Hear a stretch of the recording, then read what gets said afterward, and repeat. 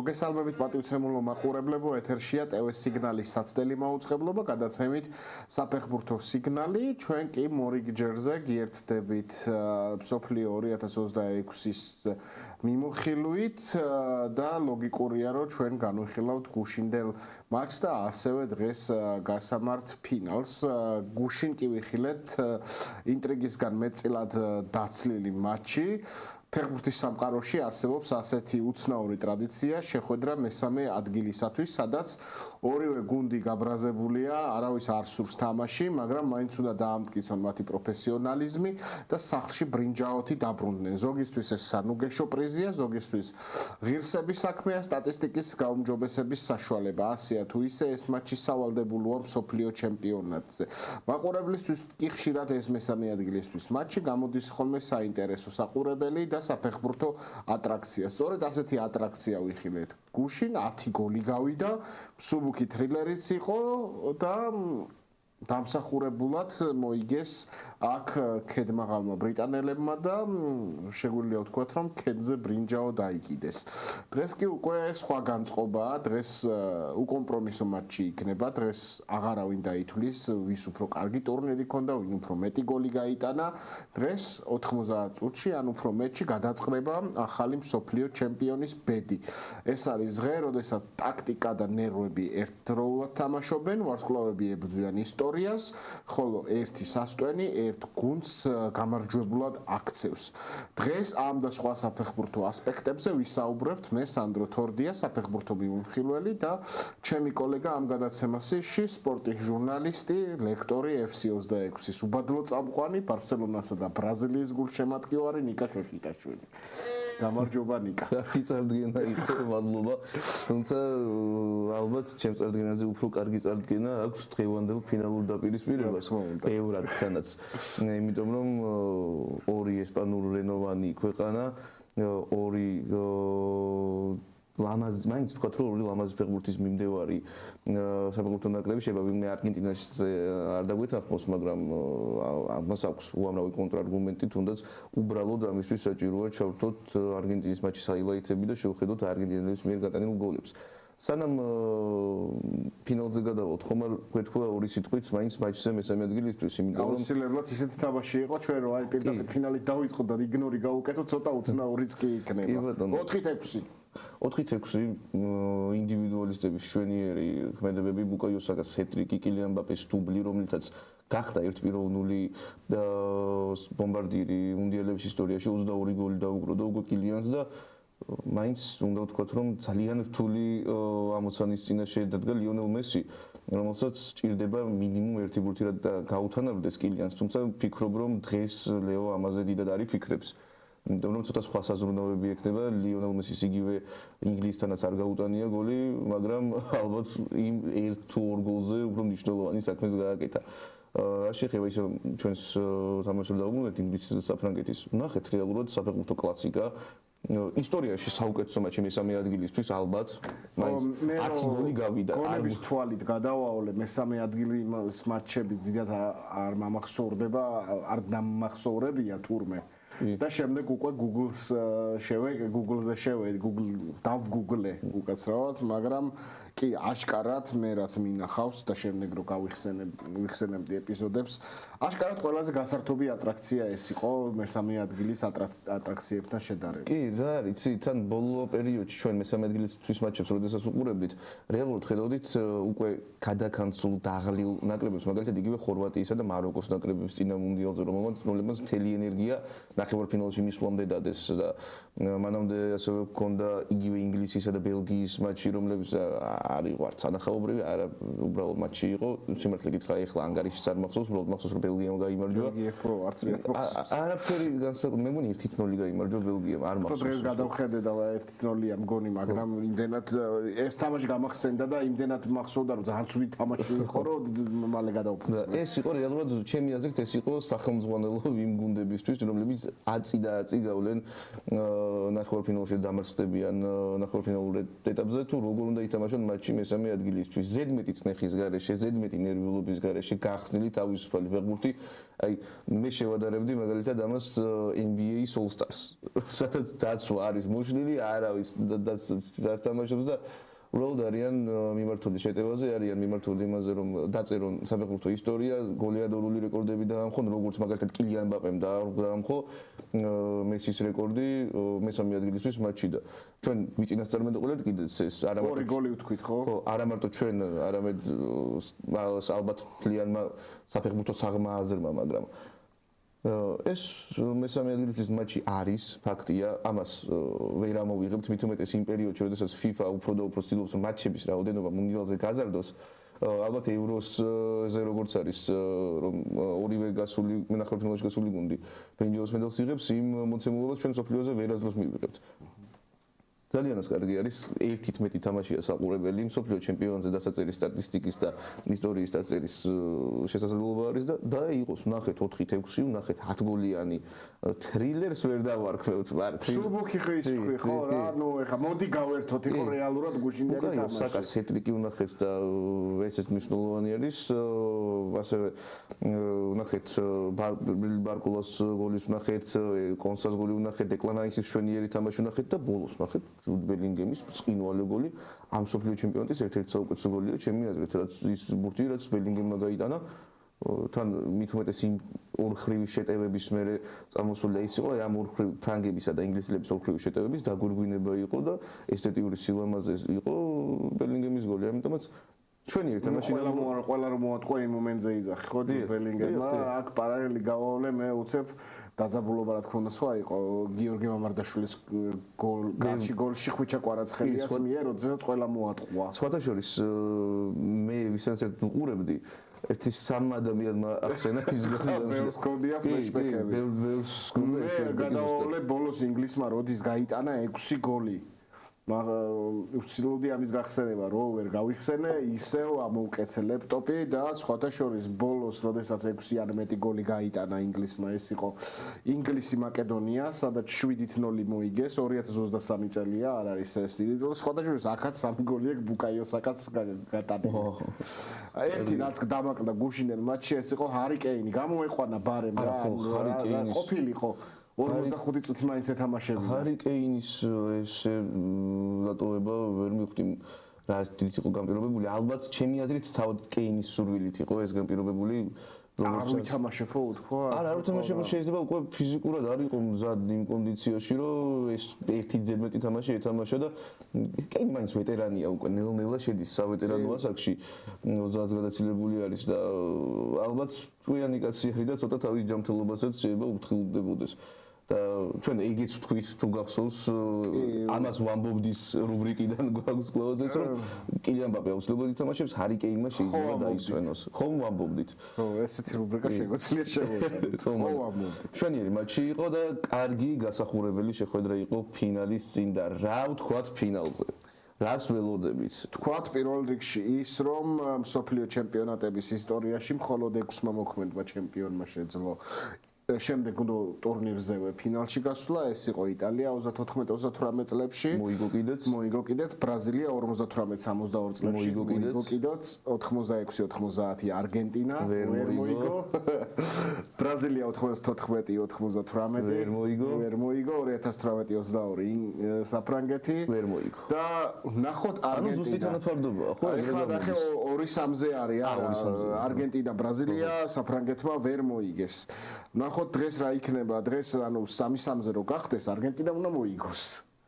და თუ ვერ მოიგებს მაშინ 4-2-ზე ენამ ხო არ მიყივლა ხო ნახოთ შეიძლება გიყივლა კიდეც და ასევე ვთქვათ ის რომ კილიან მბაპემ როგორც უკვე ახსენე 2 გოლი გაიტანა და 1 გოლით ჩამორჩება მესი ამ შემთხვევაში all time goal scorer-ებში ყველა დროის FIFA-ზე მსოფლიო ჩემპიონატების გატანილი გოლებით კილიან მბაპეს აქვს 22 მატჩი 22 გოლი რაც არის ფენომენალური შედეგი მესის აქვს 21 გოლი 33 შეხვედრაში, შემდეგ კი ასე გამოიყურება ჩამონათვალი მიროსლავ კლოზე 16 გოლით, რონალდო ბრაზილიელი 15 გოლით, გერდ მიულერი 14 გოლით და აქვე გერდ მიულერის თან ერთად აღნიშნო, რომ ეს არის პირველი შემთხვევა, როდესაც ერთმა ფეხბურთელმა 10 გოლზე მეტი გაიტანა, 10 გოლიან მეტი გაიტანა კილიან მბაპე და გერდ მიულერს ჰქონდა მანამდე ეს რეკორდი. 10 გოლი გაიტანა. 10 გოლი ერთ მსოფლიო ჩემპიონატს. ჟულს ფონტენი? ჟურს ფოლტენი 13 გოლია. 13 გოლია. სხვადასხვა ჩემპიონატზე მგონი. არა, ერთ მსოფლიო ჩემპიონატზეა. წელს გაიტანა 13 გოლი გაიტანა ერთ მუნდიალზე ფონტენმა. კი, და კიდევ ჟურს ფონტენი. კი ბატონო, 13 გოლი ერთ მსოფლიო ჩემპიონატზე ყოფილა, რატომღაც მახსოვდა, რომ ეს იყო ორ სხვადასხვა მსოფლიო ჩემპიონატზე. ეს ერთ-ერთი ისეთი რეკორდი არის, რა ანომალიური რეკორდი არის 1958 წელს, როდესაც სამწუხაროდ ზუსტი რაოდენობა არ მახსოვს გუნდები რამდენი იყვნენ, თუმცა ჯგუფური ეტაპის შემდეგ იყო მეოთხედ ფინალური სტადია, ნახევარფინალი, ფინალი, ანუ რეალურად ძალიან ცოტა მატჩი ჰქონდა ფონტენს ამ გოლების გასატანად და იმ ფორმატში მოახერხა 13 გოლის შეგდება ფრანგმა და ისიც ანომალია ხო არის, რომ ის მერე არ უთამაშია არასდროს მსოფლიო ჩემპიონატებზე და თან ეს რომ რამდენი რეკორდი დაიმხო თუნდაც ამ კონკრეტულ მუნდიალზე, ხო? ყველაზე ასაკოვანი ჰეტრიკი, ყველაზე ასაკოვანი გოლი პლეი-ოფში, ყველაზე მეტი გოლის გამდანი ფეხბურთელი რამდენჯერმე შეიცვალა. თუმცა ეს რეკორდი რჩება და რჩება ხელშეუხებელი და არ ვიცი. აი მე მაგალითად მინდა რომ ეგ რეკორდი არასდროს დაიმხოს, იმიტომ რომ რაღაც იმ ძველი ფეხბურთის გადმონაშთიც უნდა გქონდეს. ისე ვთქვათ რომ რეკორდების დამხობაზე თუ არის ისიც ვთქვათ რომ დაიმხო ყველა დროის ასისტენტის რეკორდი, რომელიც ლიონელ მესიმ დაამხო ჩვენი დიდი წვალების შედეგად. რამდენჯერმე გადაითვალეს მიმდინარე მსოფლიო ჩემპიონატს. ორჯერ დაამხო რეალურად. ერთხელ გვეგონა რომ დაამხო და გვჯერო, ჩვენ გვჯეროდა რომ დაამხო და გავაკეთე. მაგრამ თუ ჩვენ თლიან საფეხბურთო სამყაროში და მე FIFA თავიდან გადაითვალა და თუ შეგეძლო ფრიც ვალტერს გონია დიეგო მარადონაზე მეტი. მე და უყურეს თუ როგორ გადათვალეს და ეს პასი არის. არა, ხოდა თან მე ყველა სასაცილო ის არის რომ მესის ხო ყველა ეხმარება თან რომ ისტორიის საუკეთესო ფეხბურთელი გახდეს და ვიღაც არ დაეხმარა, ვიღაცა შურიანი FIFA-დან ვიღაც შურიანი არ დაეხმარა. რონალდომ გადაუხადა ვიღაცა შეიძლება ესეთი თეორიაც შეიქმნას და მოკლედ ფეხბურთელთაგან 10 გოლზე მეტით ჩამონათვალში არის კრისტიანო რონალდო, რომელმაც ასევე დაამთავრა მუნდიალებზე მისი გამოსვლა და ახლა ვსერჩავ და გერდ მიულერი საერთოდ არ ყოფილა ჯას ფონტენი არის აქ 13 გოლით. გერდ მიულერი 14 გოლით იქნება. 14 გოლით არის ნაზარიოს შემდეგ. ჯას ფონტენი 13 გოლი. კეინი არის შესული ამ დავაში. სანდორ კოშიჩი უნგრეთი 54 წელს 11 გოლი. სანდრო კოშიჩი ერთ-ერთი ყველაზე დიდი სანდრო თლაჩების ახლა ვერ გამოვიდა. გერდ მიულერი და კილიან მბაპე 4 ფეხბურთელი ყოფილა რეალურად ფონტენი, კოშიჩი, მიულერი და მბაპე. და კეინს აქვს უკვე 12. კეინს აქვს უკვე 12. კეინს ნელ-ნელა მიდის ამ დავაში, გაუჭირდება კილიან მბაპეს მიღწევების გამეორება იგივე ლიონელ მესის, თუმცა ნახოთ კეინმა თქვა რომ არ ვიცი ეს არის თუ არა ჩემი ბოლო მუნდიალი, თუმცა შემდეგი მუნდიალისთვის მზადებას მაინც ვაგრძელებო. კარგით, მოდი დავუბრუნდეთ ისევ ჩვენ თამაშს. კი ბატონო, სტატისტიკებით გადავიტვირთეთ და მოდი ფინალზე გადავიდეთ, იმიტომ რომ ყველა ამას ელოდება. გადავიდეთ ფინალზე, ვთქვათ რომ ამერიკის შეერთებული შტატები ერთი თვე ცხოვრობდა ფეხბურთით და ამ ყველაფრის ფინალი, იგივენაირად როგორც მსოფლიო ჩემპიონატის ფინალი გაიმართება ალბათ ყველაზე პოპულარულ ამერიკულ ქალაქში. ყველა ქალაქის მიუხედავად, ყველაზე მეინსტრიმული ქალაქი ამერიკაში მაინც პირველი ქალაქი რაც ამერიკაზე გახსენდება. მაინც ნიუ-იორკია, მაინც თავისუფლების განდაკება არის, ის თავისუფლების განდაკება, რომელიც არგენტინისა და ესპანეთის ნაკრების ფორმაში შეიმოსა, სულ რამდენიმე დღის წინ და ხელში ამ შემთხვევაში უკვე მსოფლიო ჩემპიონატის თასი და მე თავიდან რომ ნახე ეს ფოტო მეგონა ფეიკი და შემდეგ უკვე BBC-საც ედო, Washington Post-საც ედო და მივხვდი რომ გადაადეს ხო? ხო, არ არის ფეიკი. მართლა კნის. არა ხო და ეს არის სიგიჟე. ეს არის ფეხბურთის სხვა ლეველზე აყვანა. ეს არის ის განვითარება, რაც მოუტანა ჩრდილოეთ ამერიკაში ფეხბურთის მუნდიალის ჩატარებამ. ისე ქართლის დედა რო ნახოთ ოდესმე მსოფლიო თასით ხელში, კარგი იქნება მგონი. ქართლის დედა შეგვიძლია ვნახოთ მსგავს მომენტში 2029 წელს, როდესაც ჩატარდება ახალგაზრდული მსოფლიო ჩემპიონატი ჩვენთან და სომხეთში. ამიტომაც შევხვდეთ არ არის რეალური რამ. თუმცა სანამ ახალგაზრდული ხო? სანამ ქართლის დედამდე მივალთ, მოდი ჯერ თავისუფლების განდაკებასთან დავრჩეთ და თამაში ჩატარდება MetLife სტადიუმზე, რომელიც რეალურად ნიუ-ჯერსის შტატში არის განთავსებული, თუმცა ის უფრო ახლოს არის ნიუ-იორკის ცენტრთან, ვიდრე ჯერსის ცენტრთან, ამიტომაც ითვლება, რომ ნიუ-იორკში ტარდება მატჩი, იგივენაირად როგორც ნიუ-ჯერსიში. ალბათ ყველაზე პოპულარული სტადიონი არის ამერიკულ ფეხბურთში, შტატებში და ძალიან ჩვეულებრივად მისაღებია ის თუ რატომ ტარდება ამ სტადიონზე 82,000 მაყურებელს იტევს ეს არენა და მე ვეჭვობ რომ გაივსება. რა თქმა უნდა გაივსება და ასევე როცა გადახვიდე ფინალებს 4 ციფრი აღარ ყოფნის უკვე ფინალის ბილეთების ფასს. კი, თავისთავად ეგეც ლოგიკური იყო. ეს არის ყველაფერი ის რაც მოსდევს ჩრდილო ამერიკაში, კერძოდ ჩრდილო ამერიკაში და კერძოდ ამერიკის შეერთებულ შტატებში მსოფლიო ჩემპიონატის ჩატარებას. FIFA-მ სარეკორდო მაჩვენებელი დააფიქსირა 15 მილიარდი დოლარი გამოიმუშავა ამ მსოფლიო ჩემპიონატის შემდეგ არც აქამდე არც ამის მერე რთულად წარმოვიდგენია რომ ამხელა თანხაზე ავიდეს FIFA თუ რა თქმა უნდა ისევ ამერიკის შეერთებულ შტატებში არ ჩაატარებს კი $800 იშვიათად რო გენახა ბილეთი. რა თქმა უნდა ეგ ძალიან ლოგიკური არის ხო $800 ძალიან ძვირი არის. $800 მე გეტყვი რომ იაფი არის მუნდიალის ფინალისთვის არა ფინალზე არ გეუბნები ზოგადად გეუბნები ზოგადად $800 მატჩის დღეს იშვიათად რო გენახა ფინალი ან მატჩამდე 2-3 დღით ადრეც რო $800 იშვიათად იყო ბილეთები კი და ჩვენ თუ კი შევხედავთ უშუალოდ ისეთ ინტერვიუებს რომელიც სტადიონებთან იყო გადაღებული უამრავი კომაგი იყო რომელიც სტადიონთან იყო შეკრებილი იგივე ეკვადორის ნაკრების კოდივუარის ნაკრების სხვადასხვა ეროვნული ნაკრებების რომლებიც სტადიონზე ვერ შედიოდნენ უბრალოდ იყვნენ ჩამოსულები გუნდის საგულშემატკივრად ხო ნუ ამ დროს მე რომელიც 45 ევროთ ვარ მილანი ინტერზე ნამყოფით. კარგი, ვნახოთ ალბათ 11 ეულები როგორი იქნება დღეს დიდი ალბათობით მარტინესი კარში.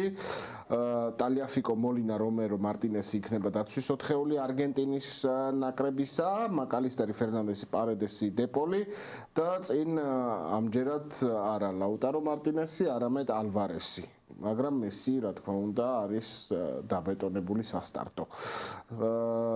ასეთი 11 ეული იქნება, რა სიტყვი აქცვლების გაკეთება მგონი უპრიანი საერთოდ არ არის, როდესაც ფინალზე ლაპარაკობ და რას გვეტყვი არგენტინაზე, მე მგონია რომ თანდათან უფრო მოუმატა ამ ნაკრებმა მიუხედავად იმისა, რომ ეგვიპტესთან ძალიან რთული მატჩი ჰქონდათ და კამბეკიც დასჭირდათ, შემდეგ ინგლისელებთან კი ვნახეთ რა ქნეს.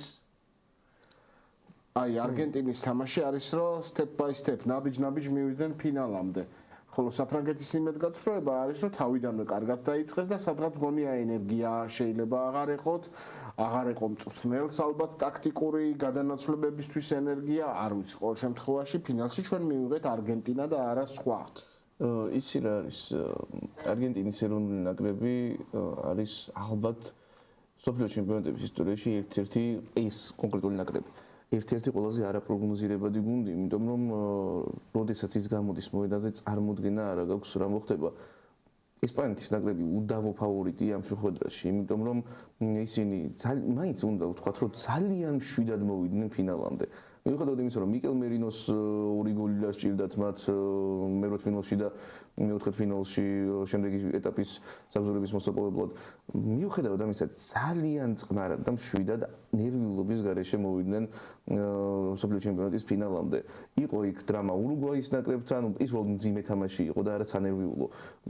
იყო მარტივი მოგება ავსტრიის ნაკრებთან, იყო პორტუგალიასთან მატჩი, სადაც რეალურად ჯობნიდა ესპანეთის ნაკრები, მაშინ პორტუგალიელებს უბრალოდ ერთი რაღაც მომენტი ჭირდებოდათ რომ გოლი გაეტანათ. იყო ასევე დრამა ბელგიის ნაკრებთან, მაგრამ იქაც დაახლოებით იგივე სცენარი იყო, რაც პორტუგალიასთან და იქაც კვლავ მიკელ მერინო გამოვიდა და დაიტანა თავისი გოლი და შემდეგ იყო ნახევარფინალი საბრაკეთთან, სადაც რეალურად არც უნერვიულიათ ესპანელებს და ისე მარტივად კლასის ხარისხზე მოუგეს საფრანგეთის ნაკრებს, როგორც სამწვრთნელო, ასევე ფეხბურთელების და აქეთ გვაქვს აბსოლუტურად სხვა ისტორია, გვაქვს არგენტინის ნაკრები, რომელმაც კი მართალია ინერვიულა.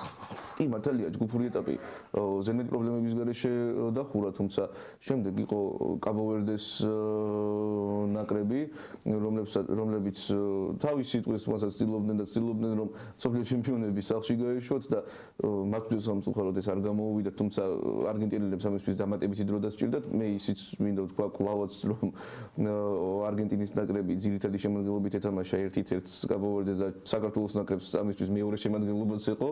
შემდეგ იყო ეგვიპტის ნაკრები, სადაც მე პირადად ერთ მომენტში დარწმუნებული ვიყავი რომ არგენტინა გავარდებოდა, თუმცა შემდეგ ლიონელ მესიმ გადაიწია ფლანგზე და გადაწყვიტა რომ არგენტინა მეოთხედ ფინალშიც უნდა გასულიყო და 2-0-დან 3-0 დაუტრიალეს ეგვიპტის ნაკრებს ძირითად დროშივე. შემდეგ იყო შვეიცარიის ნაკრები, სადაც იყო ალბათ ყველაზე მოშლილი არგენტინის ნაკრები ამ მსოფლიო ჩემპიონატზე. და თან ეტყობოდათ რომ წინა მატჩის ნერვიულობა ეგვიპტის მატჩის ნერვიულობა კიდე გამოყოლილი ქონდა ამ გუნდს. და კი ბატონო, იქ იყო მაკალისტერის სწრაფი გოლი, თუმცა შემდეგ უკვე როდესაც იგივე შვეიცარიელებმა ანგარიში გაათანაბრეს ემბოლოს გაწევებამდე ძალიან თანაბარი თამაში იყო და შვეიცარიელებს იმ თამაშის მოგება დამატებით დროის გარეშეც შეეძლოთ, თუმცა შემდეგ იყო ემბოლოს გაძევება, შემდეგ იყო ხულიან ალვარესის წინვალე გოლი, ლაუტარო მარტინესის ბოლო დარტყმა და არგენტინის ნაკრების ნახევარფინალში გასვლა და შემდეგ იყო ინგლისისა და არგენტინის მატჩი, რომელიც ჩემთვის მაგალითად ამ მსოფლიო ჩემპიონატის საუკეთესო შეხვედრა იყო. კი ბატონო, საფეხბურთო ხარისხით შეიძლება ამაზე უკეთესი მატჩებიც გვინახავს ჩვენ ამ მუნდიალზე, რა თქმა უნდა. თუმცა იმ დრამატურგიის გათვალისწინებით, იმის გათვალისწინებით თუ მსოფლიო ჩემპიონატის რომელ სტადიაზე შედგა ეს შეხვედრა, ჩემთვის ეს მატჩი საუკეთესო არის ამ მუნდიალზე და ეხლა ეს ორი ნაკრები ხვდება ერთმანეთს ფინალში. რეალურად ჩვენ შეგვიძლია ვთქვათ, მართალია ეგვიპტესთან არგენტინის ნაკრებს არ უთამაშია დამატებითი დრო და არც ინგლისის ნაკრებთან, თუმცა ეს ორი მატჩი რო ერთად აიყო და იქ დახარჯული ენერგია იყო, მოდი ერთ დამატებით დროც ჩავთვალოთ და ვთქვათ, რომ არგენტინის ნაკრებს აქვს ერთი თამაშით მეტი ჩატარებული ვიდრე ესპანეთს. ჩვეულებრივად შეგვიძლია, იმიტომ რომ იგივე ესპანეთმა შეიძლება ინერვიულა პორტუგალიასთან და ბელგიასთან, თუმცა 90 წუთშივე მოაკვარახჭინა ის რის გაკეთებაც უნდოდა და არგენტინელებს ამისთვის ძალიან დიდი დრო დასჭირდათ. და აქ პარალელს ვავლებ მაგალითად 2018 წელთან, როდესაც ხორვატიის ნაკრებმა 3 ექსტრა ტაიმი ითამაშა პლეი-ოფში და ფინალში როდესაც გავიდა, ერთი მატჩით მეტი ქონდა ჩატარებული ვიდრე საფრანგეთის ნაკრებს. და თან ერთი დღით ნაკლები დასვენების დღე ქონდა. როგორც არგენტინის ნაკრებს აქვს ახლა ესპანეთთან. არგენტინა არის ძალიან რთულ მდგომარეობაში. ძალიან რთული არის მათი თამაშის პროგნოზირება, იმიტომ რომ როგორც გუშინ თქვით ჩვენ შეიძლება ეგრეც არის, რომ სოფლიო ჩემპიონატის ყველაზე დალაგებული გუნდი ხდება ყველაზე არეულ გუნდს. ქაოტორად მოთამაშე გუნდს. ამ შეხვედრაში თამაშის რა მომენტშიც არ უნდა უკარნახოს თამაშის ტემპი ესპანეთმა რა მომენტშიც არ უნდა უკარნახოს თამაშს არგენტინელებს ნებისმიერ მომენტში შეუძლიათ მისი არევა. მე ველოდები რომ ესპანეთს ეჭირება ბურთი და რა თქმა უნდა ალბათ ასეც იქნება რომ ესპანეთი დაიჭერს ბურთს. ერთი პარადესის რამდენიმე ცოტა ბინძური ხერხი არის საჭირო, რამდენიმე უხეში ვარდნა შემდეგ ლიონელ მესის ერთი ისეთ მომენტია საჭირო, როდესაც ფლანგზე გადაწევა. ფლანგზე გადაწევა ერთია და 3-4 ფეხბურთელი რომ მოატყუოს ლიონელ მესის თითოეული კარგი ქმედება მოედანზე არის დამატებითი მუხტი არგენტინელებისთვის. ეს ფენომენი არის, რომელიც ალბათ არასდროს განმეორდება. არ ვიცი რომელმა ფეხბურთელმა უნდა შეძლოს ჯერის რომ 39 წლის ასაკში გუნდი მიიყვანოს სოფლიო ჩემპიონატის ფინალამდე და თან ასეთი იკონური იყოს არა მარტო გულშემატკივრებისთვის, არამედ გუნდის მოთამაშეებისთვის, დანარჩენი 25 კაცისთვის. და აქვე შევახსენოთ მაყურებლებს, რომ ფინალში არის ის ორი გუნდი, რომელთაც კაპო-ვერდესთვის 90 წუთი არ მოიგიათ. კაპო-ვერდელებს შეუძლიათ ამით იანახო, რომ არც ერთხელ 90 წუთში არ წავაგეთ. ამ მუნდიალის ნამდვილი გამარჯვებული არის კაპო-ვერდეს ნაკრები. აუცილებლად ვთქვათ, მე ძალიან დიდი სიმპათია აქვს ამ ნაკრების მიმართ, მით უმეტეს, იმიტომ რომ ვადარებ ჩვენს ნაკრებს 2004 წლის ფორმაციის ნაკრებს და ნამდვილი გამარჯვებული ამ მუნდიალის არის კაპო-ვერდე, თუმცა კაპო-ვერდეს სანამ დაუბრუნდებით და მეერე დაუბრუნდებით ალბათ ოდესმე. ისე ეს მატჩი ვახსენოთ, 9 ლამასიელი შეეცდება დღეს სოფლიო ჩემპიონატის მოგებას, 8 ესპანეთის ნაკრებიდან, 8 ესპანეთის ნაკრებიდან, 1 არგენტინის ნაკრებიდან და უხუცესი ლამასიელი ლიონელ მესი შეეცდება თავისი მოწაფეების დამწუხრებას და აქვე პარალელს გავავლებდი, რომ ესპანეთმა მძიმედ დაიწყო მსოფლიო ჩემპიონატი, მაგრამ მე თავიდან ვთქვი, რომ მაშინ შვეიცარიასთანაც 1-0 წააგო. და ახლა ფრით დაიწყო ეს. იგივე არგენტინის ნაკრებმა წინა მუნდიალზე საუდის არაბეთთან წაგებით დაიწყო და მაშინ დაამთავრა მუნდიალი მოგებით. ამ შემთხვევაში არგენტინამ შედარებით კერდა უკეთესად დაიწყო. კლავ არაბული ნაკრების წინააღმდეგ ალჟირის წინ არასწორი ნათქვამი ალჟირი ბოლომდე არაბული ქვეყანა არ არის. კი ბატონო და მოდი ესპანელთან 11-ეული არ მithქვამს და ჩაუყვეთ აქაც უნაი სიმონი იდგება კარში, პედრო პორო 19 წლის კუბარსი, რომელზეც 4 სეზონია 3 მინიმუმ ვლაპარაკობთ, არის 19 წლის ლაპორტი. 4 წელია 19 წლის არის და 4 წელია 19 წლისა, მართლა ესეთი შტაბეჭდილება აქვს. კუკურელია, როდრი, რუისი, ლამინ იამალი, ოლმო, ბაენა და ოიარცაბალი. ნაკრებს რო შევხედე, ანუ საფრანგეთზე და ინგლისზე აშკარად ნაკლებ ვარსკვლავური ნაკრები ყავს.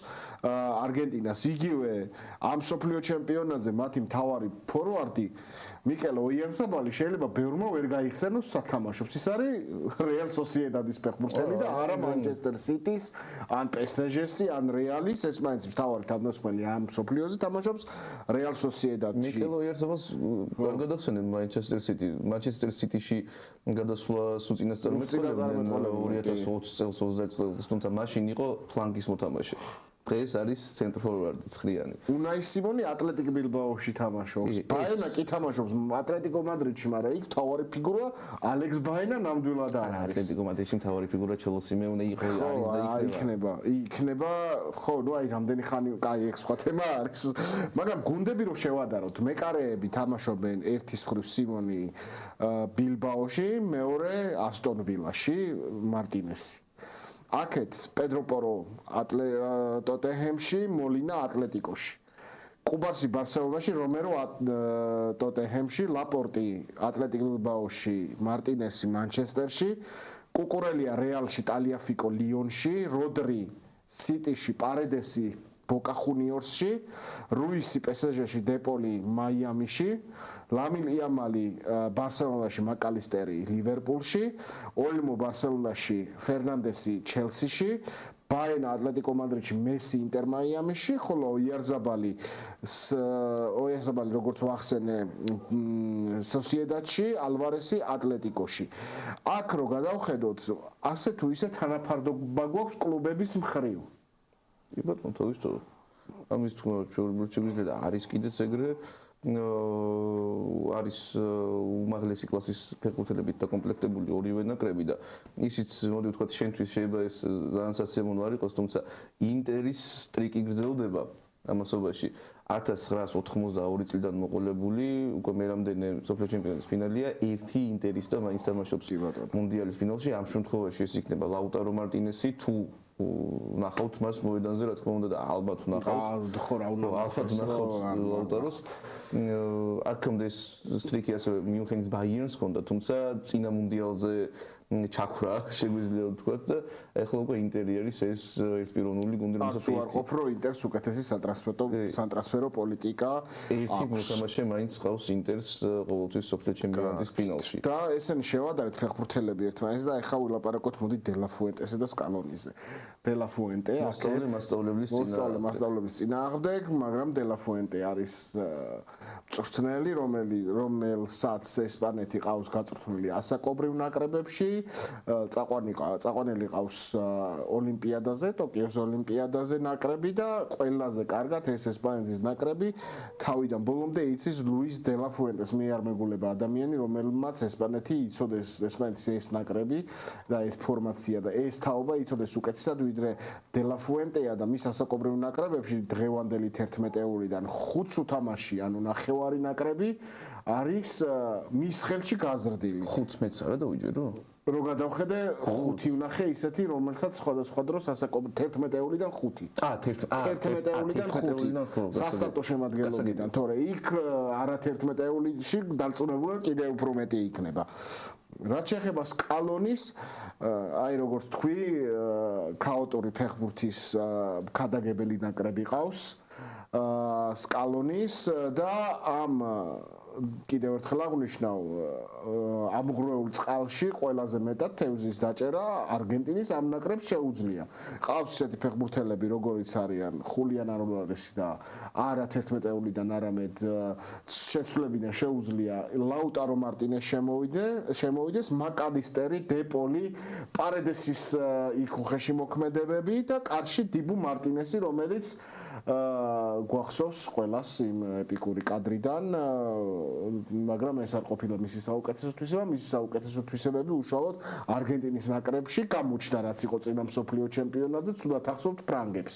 წელს არ აქვს ტიპუს საუკეთესო მუნდიალი, მაგრამ სკალონი მიცის მისი მაქსიმალურად გამოყენება. იგივე სკალონიზე და დელაფუენტაზე რომ მივუძნეთ 2017 წელს, როდესაც სპარსულში ფეხბურთელმა როსარიოელმა ლიონელმა გადაწყვიტა UEFA Pro ლიცენზიის აღება, სამწვრთნელო ლიცენზიის გაიარა ეს სწავლებები ესპანეთის ფეხბურთის ფედერაციაში და მისი ერთ-ერთი მთავარი ინსტრუქტორი და ლექტორი იყო სწორედ ლუის დე ლა ფუენტე. ამიტომაც ცნობილი ქართული მულტფილმი შეგვიძლია გავიხსენოთ, ხო? კატა და ლომის მულტფილმი შეგვიძლია გავიხსენოთ და ხეზე ასვლა ასწავლო თუ არა ნეტა დე ლა ფუენტემ სკალონი. აი ახლა ამას ვნახავთ ამ მსოფლიო ჩემპიონატის ფინალში. ფაქტია რომ მისმა მოსწავლემ უკვე მსოფლიო ჩემპიონატი ან ხელა ხეზე ასწავლა ასვლა. ეგეც მართალია. უკვე მისმა მოსწავლემ მსოფლიო ჩემპიონატი მოიგო, თვითონ ევროპის ჩემპიონი არის და ის კი არ გვიხსენებია რომ ფინალისიმა ტარდება რეალურად.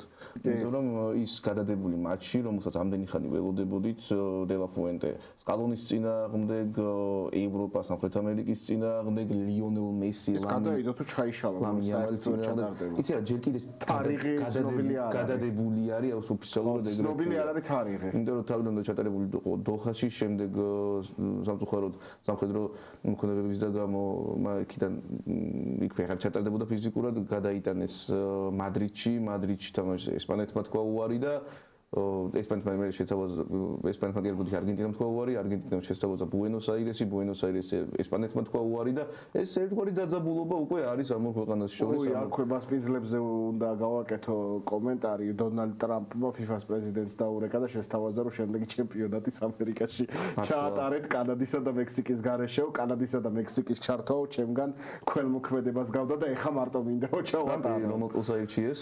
3 წლის წინ მგონი და შემდეგ წელს გაზდის სულვადა არა?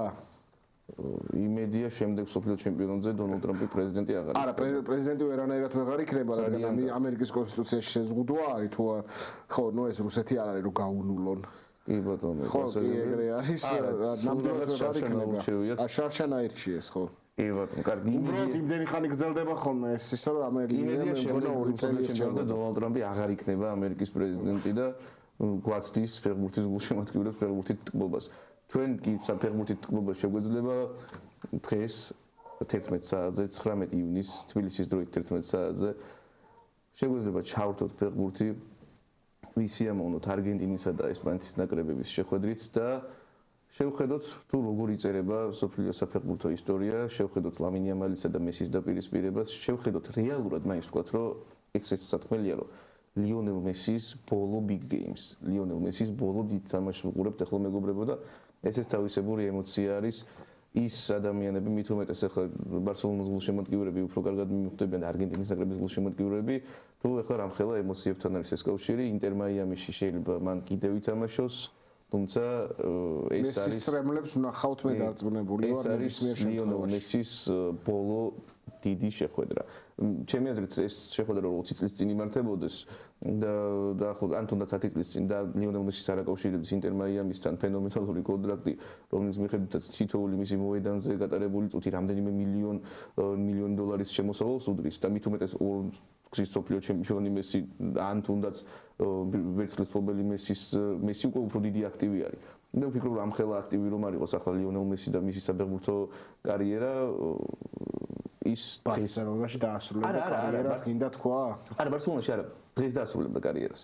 დღეს დაასრულებდა კარიერას, თუმცა ეს წარმოუდგენელია, თუმცა დღეს შეიძლება მან საფეხბურთო კარიერა არ დაასრულოს, თუმცა ნაკრებში გამოსვლას დაასრულებს ალბათ. ლიონელ მესი მიდის დიდი ფეხბურთიდან. დიდი ავიაციისგან. ნახოთ ლიონელ მესი როგორ დაემშვიდობება დღეს დიდ ფეხბურთს, ყოველ შემთხვევაში მუნდიალებს 100%-ით. ეს იქნება მსოფლიო ჩემპიონატის ბოლო მატჩი.